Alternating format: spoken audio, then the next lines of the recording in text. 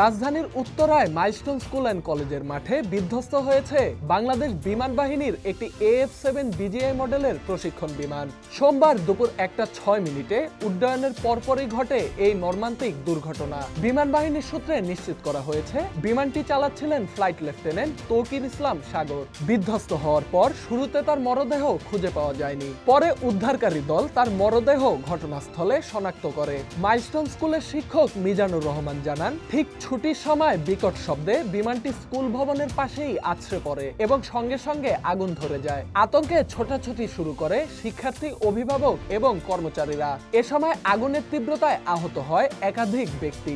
ঘটনাস্থলে প্রাণ হারান অন্তত একজন শিক্ষার্থী। দুর্ঘটনার খবর পেয়ে ফায়ার সার্ভিসের 8টি ইউনিট দ্রুত ঘটনাস্থলে পৌঁছে আগুন নিয়ন্ত্রণে আনে। উদ্ধার কার্যক্রমে যোগ দেয় সেনাবাহিনীর সদস্যরাও। আহতদের হেলিকপ্টারে করে সম্মিলিত সামরিক হাসপাতালে নেওয়া হয়েছে।